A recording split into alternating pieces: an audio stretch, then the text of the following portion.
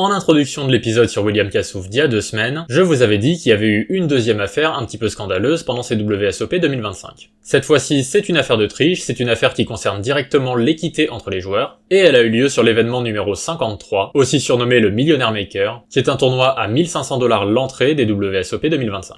Mais pour comprendre un petit peu ce qui se passe sur cet événement numéro 53, il faut que je vous parle un petit peu de sponsoring, et notamment d'un programme qui est décerné par le WPT, c'est-à-dire le World Poker Tour, qui est une autre des 3 grandes organisations qui organisent les plus grands tournois de poker de la planète, avec donc les WSOP et l'EPT, l'European Poker Tour. Il faut savoir que ces 3 grandes organisations, donc EPT, WSOP et WPT, elles ne sont pas vraiment concurrentes. C'est-à-dire que oui, effectivement, les 3 essaient de battre les records des unes des autres pour savoir qui organisera les plus beaux tournois, qui organisera les tournois les plus prestigieux du circuit, etc. Mais tout le monde sait très bien au sein de ces 3 organisations que de toute façon, les meilleurs joueurs professionnels du monde, ils vont participer aux événements des 3 calendriers. Et c'est d'ailleurs pour cette raison-là que la grande majorité du temps, ces 3 organisations adaptent leur calendrier pour permettre aux joueurs de faire tout le circuit. Mais le WPT, non content de simplement organiser les World Poker Tour à Las Vegas chaque année, ils ont également créé une plateforme en ligne de poker qui s'appelle Club WPT, sur laquelle tous les joueurs américains de quasiment tous les états peuvent donc jouer au poker en ligne et potentiellement remporter de très belles récompenses. L'une de ces récompenses, ça peut par exemple être un ticket d'or, qui va permettre à son vainqueur non pas de visiter une chocolaterie, mais d'avoir une récompense exceptionnelle si le détenteur d'un de ces tickets d'or venait à remporter un tournoi WSOP. La récompense exceptionnelle, je vous la fais courte, c'est 1 million $.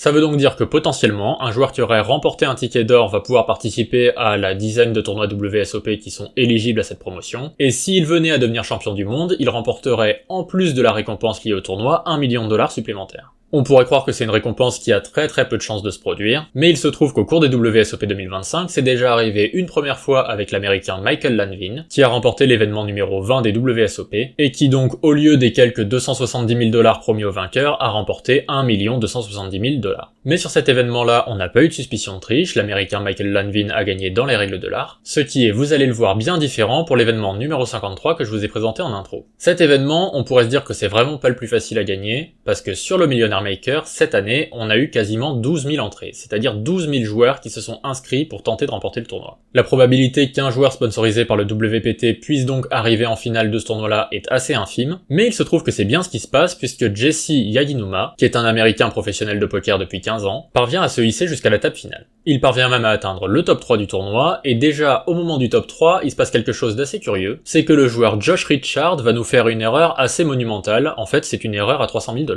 Je vous explique un petit peu la situation. Au début du coup, on avait Yaginuma qui avait très peu de jetons, puisqu'il avait seulement 12 fois la grosse blinde. On a Richard qui est deuxième avec un stack d'une 40aine de blindes. Et on a James Carroll qui est à ce moment-là nettement en tête du tournoi, qui possède environ 80 blindes. Et à ce moment-là, c'est très intéressant de se rendre compte que ce tournoi est un petit peu particulier, parce que comme les WSOP l'ont nommé Millionaire Maker, ils ont un petit peu envie de faire honneur à ce nom-là, ce qui fait que la première place remporte 1 200 000 $, et les WSOP ont un petit peu modifié la structure de paiement pour que le joueur en seconde place remporte lui aussi plus d'1 million $. Et cette modification de structure, elle se fait sentir parce que le troisième joueur, lui, ne remporte que 700 000 $.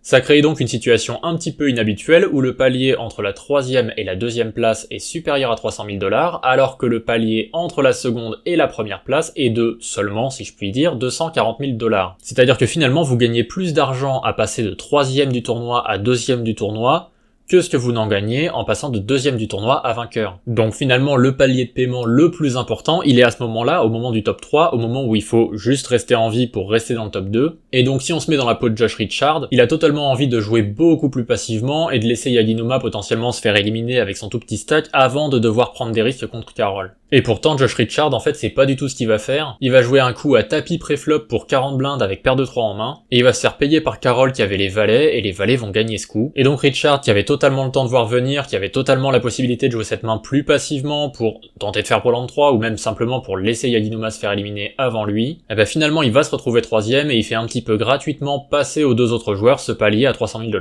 Mais ça, finalement, c'est juste du contexte, ça n'a pas été plus étudié que ça par l'enquête des WSOP qui a eu lieu sur cette table finale. Toujours est-il qu'on se retrouve dans une situation de duel très déséquilibrée, puisqu'on a un joueur qui commence le heads-up avec seulement 12 blindes, c'est Jesse Yaginuma, et il va donc affronter James Carroll, qui a pris sur ce dernier coup tous les jetons de Josh Richard, et qui se retrouve donc à la tête d'un stack de 112 blindes pour commencer le heads-up.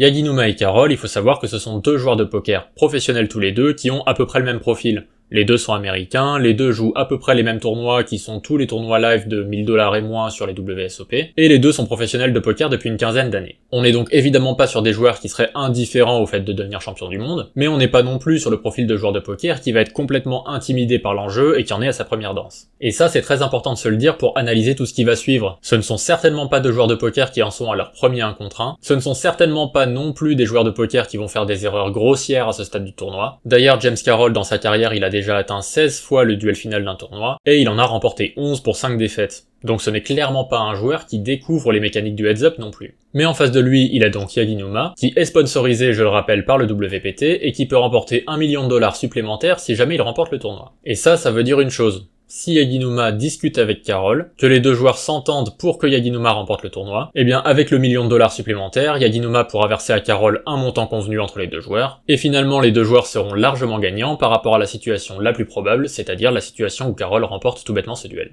En plus, comme si ça ne suffisait pas, avant que le heads-up se mette en place, il y a systématiquement une pause dans le tournoi. C'est-à-dire qu'il va y avoir un délai d'une dizaine de minutes, déjà pour prendre une photo pour la communication des WSOP, et puis pour remettre tous les jetons des joueurs en place pour qu'ils soient bien face à face, pour organiser la table pour un duel bien comme il faut, mais aussi parce qu'un duel ça peut être long pour permettre aux joueurs de s'isoler un moment, d'aller aux toilettes par exemple, etc.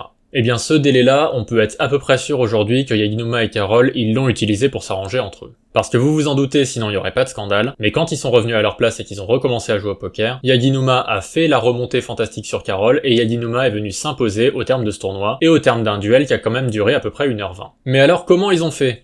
Et est-ce qu'on a des preuves ? Eh ben j'ai regardé tout le heads-up, et je vous ai sélectionné quelques clips, je vais vous en montrer 4 ou 5, et puis on va voir si vous trouvez. Pensez bien que ça peut être tout et n'importe quoi bien sûr, hein, un geste de la part de Carroll ou d'Yaginuma, une manière de miser, un délai quelconque, etc., etc., mais oui, on dirait bien qu'ils ont trouvé un moyen de communiquer. In 2023, he won a 1500 No Limit Hold'em 6 max, also an online event. And then in 2024, he won another online. Well, look at this. He has 3 online bracelets. 3 online? No live. Those almost count.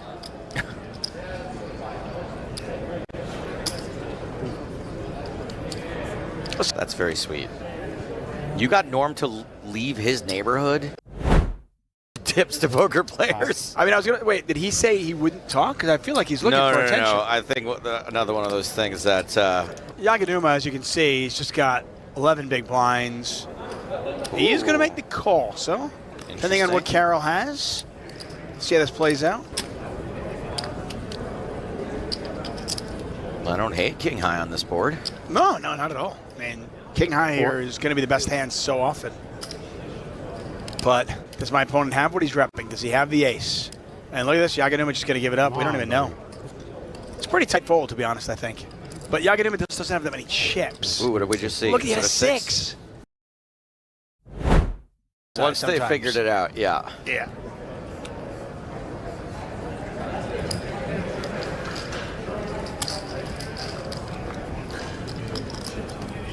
All right, we're going to a flop, and that flop is Queen High. Yeah. I feel like the players are alternating, not showing their cards for us. And since it's heads up, we can put them on a range of maybe 92% of the hands possible. Yaginuma bets. Carroll calls with King High. This time, he spikes the king. Last time, he did not.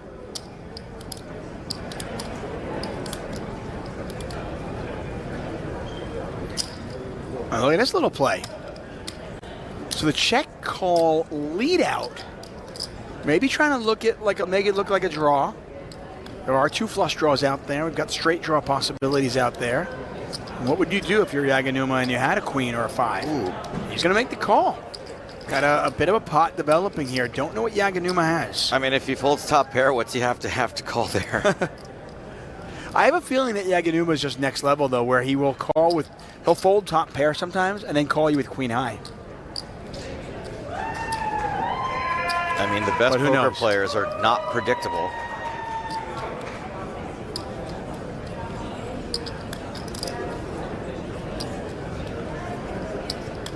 I mean, the funny thing is, usually, you say you're unpredictable. All in here from Carroll. If Yaginuma makes the call, we have no idea what's going to happen. I can't even put him on a hand because he tanks and folds with top pair. Like, I would assume. He made the call. Is it over? He made the call. Is it over? Was that a rivered two? A rivered two pair. They both hit the king on the turn. One chip advantage is now about a 5-1.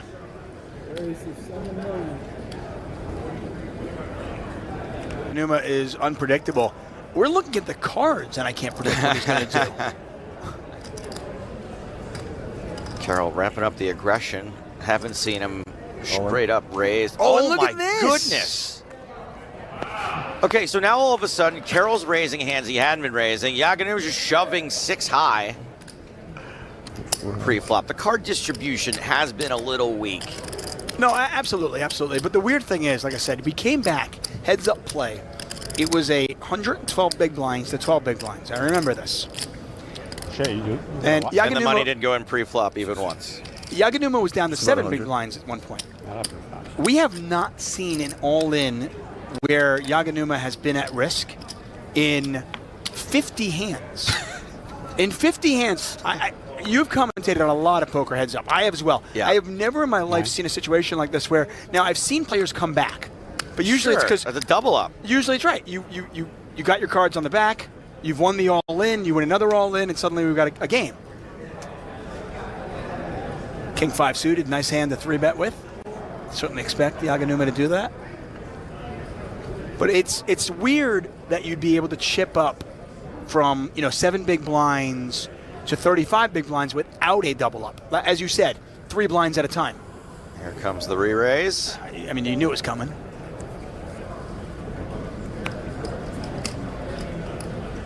I mean, this is death by 1,000 paper cuts, right? okay. I mean, And I'm at 999 over here. Raise. 7.5? 7.5.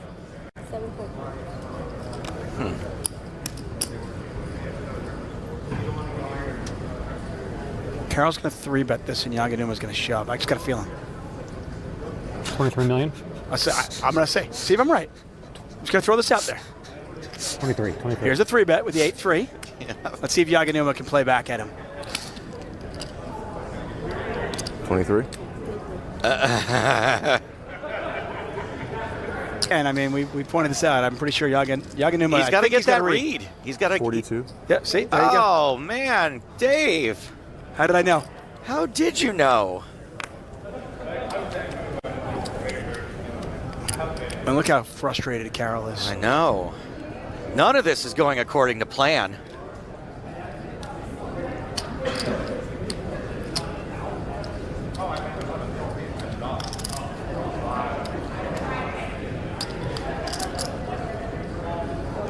Oh, this is a masterclass. Yeah. Vous l'avez? Bon, je vous mets un dernier clip sur lequel c'est peut-être un petit peu plus flagrant. Yaganuma over and over again. Yeah, I mean, I think he understands that Yaganuma's not going to be like he's going to be calling and folding correctly, and I think my guess is he just doesn't want to kind of give that spot up. Trip sixes again 4? Okay, it's over, right? into top pair. I assume this is it, right? I mean, we got trip 6s versus top pair. Yaganuma started the hand with like 8 big blinds. I mean, he got away from it last time. Granted, he only had king high when he was up against trips. Yeah, but this is, I mean, you got a pair. How do you get away from this? I mean, unless the deck helps you out and you hit a 7 or some sort of straight.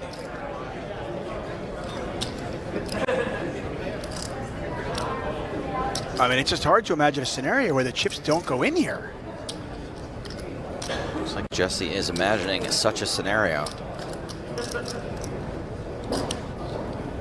What? Oh my good. Does Carroll have some kind of crazy live tell? Bon, pour ceux qui ont trouvé, félicitations. Pour ceux qui connaissaient déjà l'affaire, j'imagine que ça n'a pas été trop dur. Mais vous pouvez voir que à chaque main, systématiquement, Carroll mise un nombre exact de millions de jetons. Et que quand il mise un nombre pair, 4 millions, 6 millions, 8 millions, c'est systématiquement qu'il a une main forte, alors que quand il mise un nombre impair, ça va systématiquement être pour se coucher face à une relance. Et alors oui, c'est un petit peu basique comme stratégie, mais je pense que les deux joueurs avaient un petit peu espoir en mettant en place leur combine que le duel ne dure pas aussi longtemps, enfin 1h20 pour un duel c'est quand même très très long, et puis faut bien se dire qu'ils ont eu très très peu de temps pour la mettre en place aussi. Je veux dire, il y a eu à peu près 10 minutes de pause entre l'élimination de Josh Richard et le début du duel, ils ont vraiment eu du temps qui a été consommé pour ça, pour prendre les photos et potentiellement se retrouver. Je suis pas persuadé que Carroll savait dès le début qu'Yaginuma avait une promotion pour gagner $1 million supplémentaires, donc Yaginuma a dû lui expliquer la situation. Il a quand même dû le convaincre parce que je doute pas de l'intégrité de Carroll, je pense qu'il a pas immédiatement sauté sur l'opportunité de tricher. Ils ont dû évidemment négocier sur les chiffres, puisque Carroll il perdait quand même $240 000 et un titre de champion du monde dans cette affaire, donc il fallait qu'il ait une belle compensation financière de la part de Yaginuma. Et enfin, une fois qu'ils avaient atteint un accord dans la négociation, il fallait convenir d'une manière de communiquer. Et je veux dire, les deux, ils sont pas en train de faire un kems en espérant qu'il y ait deux adversaires qui les voient pas, là. Ils sont en train de jouer au poker pour essayer d'arnaquer un peu leur monde pour gagner $1 million supplémentaires, et il y a un public, des commentateurs et des caméras vers le monde entier. Donc oui, la strate de miser pair ou impair, elle est un peu flagrante, mais je pense que de toute façon, ils ont pas eu le temps d'en discuter et qu'ils avaient pas mieux. En plus de ça, c'était pas forcément évident non plus de gérer la distribution des cartes. C'est-à-dire que certes, vous vous arrangez à deux en espérant qu'il y ait un des deux joueurs qui gagne, mais comme il y a une diffusion en direct et que le monde entier voit les cartes que vous avez en main et potentiellement les cartes avec lesquelles vous vous couchez, bah le monde entier va voir qu'il y a une triche si vous commencez à vous coucher même avec 2 rois ou 2 as alors que vous avez une possibilité d'être champion du monde. D'ailleurs, fun fact, Carroll il a été bien embêté parce que 2 fois au cours du duel, il se fait distribuer paire d'as, une fois alors qu'il est largement devant Yaginuma et une fois dans une situation où il est largement derrière. Dans les deux cas, il aurait largement intérêt à sous-représenter sa main, à simplement payer la mise adverse pour essayer de provoquer un tapis chez son adversaire et à lui tendre un piège. Et les 2 fois, évidemment, il a pas du tout envie de faire ça. Donc les 2 fois, on se retrouve avec un James Carroll qui se récupère 2 as en main, qui sait pas trop quoi en faire et qui fait tapis tout de suite pour bien montrer la force de sa main à Yaginuma, un peu comme un joueur de poker complètement novice qui sait pas du tout comment réagir quand on lui distribue 2 as, qui fait tapis tout de suite et qui se retrouve à remporter le minimum de jetons possible. We're having a set for blinking. Okay, that's aces. That's a good hand. Top 3 hand right there.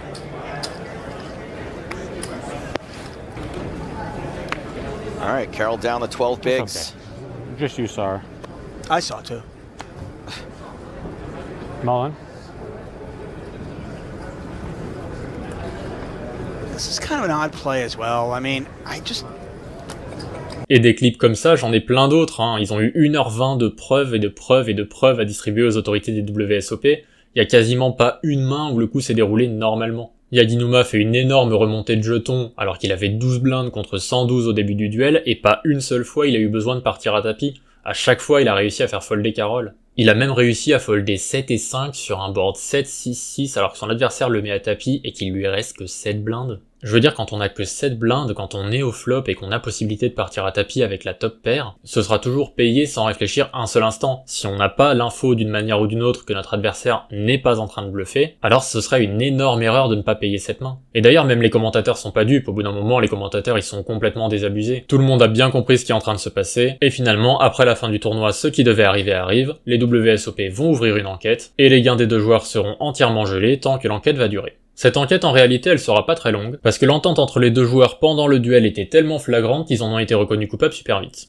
Mais quelque part, en tout cas au moins du point de vue des WSOP, c'est un petit peu un crime sans victime. Certes, les deux joueurs ont triché, ils se sont entendus pour se distribuer les jetons et ils n'ont pas joué le maximum de leur capacité, ils ont joué ensemble pour que un des deux joueurs remporte le tournoi. Certes, ça a nui à l'équité sportive du tournoi entre les deux, mais au moins, j'ai envie de dire, il n'y avait pas de troisième joueur à table. C'est-à-dire qu'il n'y a pas un autre joueur qui était présent à la table et qui a été lésé par leur comportement. Finalement, les seules personnes qui ont été lésées, c'est Carroll lui-même, mais vous inquiétez pas, il s'y retrouvait très bien financièrement. C'est les spectateurs des WSOP qui ont vu un spectacle en finale un petit peu ridicule. Et c'est bien sûr le WPT qui doit verser son chèque de $1 million à Yaginuma, alors que Yaginuma, objectivement, il aurait sans doute pas remporté le tournoi si Carroll avait joué normalement. Et pour ces raisons-là, les WSOP ont décidé que le chèque d'$1 million du WPT, finalement, c'était pas leur problème, mais qu'ils avaient envie de récompenser aucun des deux joueurs qui avaient eu ce genre de comportement en finale d'un tournoi des championnats du monde, et que donc ils allaient pas priver les deux joueurs de leur argent, mais que par contre, ils allaient les priver du titre, et donc officiellement, cet événement numéro 53 des WSOP 2025 n'a pas de vainqueur, puisque les WSOP ont déclaré que les deux joueurs seraient deuxième ex-aequo, qu'il n'y avait donc pas de gagnant. Ils ont réparti l'argent équitablement entre les deux, et ils n'ont pas distribué de bracelet de champion du monde. C'est une décision que je trouve assez correcte, compte tenu du fait que les deux joueurs n'ont pas forcément besoin d'être pénalisés plus que ça, dans le sens où ils n'ont pas vraiment fait de mal à qui que ce soit. Je veux dire, ils ont tenté d'extorquer un petit peu les sous du WPT, mais En tout cas, ils n'ont pénalisé aucun autre joueur à leur table en jouant de cette façon-là. Et je comprends aussi que pour l'esprit du jeu, les WSOP n'aient pas envie de sacrer champion du monde quelqu'un qui a manifestement triché pour obtenir sa première place. Du côté du WPT, on n'a pas voulu plus que ça alimenter la controverse, et finalement ils ont bel et bien versé le chèque d'1 million de dollars à Yaginuma, qu'il a donc très certainement partagé d'une manière ou d'une autre avec Carroll. Et donc si on fait le bilan de tout ça, et bien finalement Yaginuma et Carroll ils s'en sont très bien sortis, et sous les yeux du monde entier. Si on exclut le prestige de posséder un bracelet et d'avoir un titre de champion du monde, finalement les deux s'en sortent financièrement très bien. Donc voilà pour cette deuxième affaire sur les WSOP 2025, et je vais vous laisser avec un dernier clip, dans lequel le commentateur Joe Stapleton a une remarque si juste sur l'instant. I've played too much video poker this week. I'm so excited to see those deuces. Quad deuces with a kicker, come on! How has your video poker been going? I had a really big score this morning. So yesterday, my friend Tana Karn, of the aforementioned of Run Good. Run Good. Great. One of those great mid poker tours. 2 days ago, Tana got dealt 4 aces with a kicker right off the bat in 10-handed Ultimate X with an 8x multiplier for $17,000. I don't know what any of that means except the $17,000 part. This morning, I got dealt 4 aces with a kicker in 10-handed Ultimate X with an 8x multiplier for $17,000. That is $34,000. So you went to bed, woke up early, went to the gym, and then played more slots? You definitely added a few things into that equation. Yaginuma, did he raise with deuces? He did. Wow.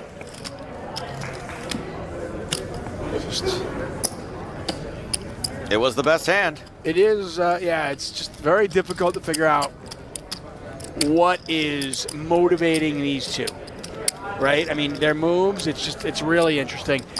Money is motivating them, Dave. Money is motivating them. C'est bien l'argent qui les motive. Sur ce, merci d'avoir regardé, et puis à la prochaine pour une prochaine vidéo. Salut à tous.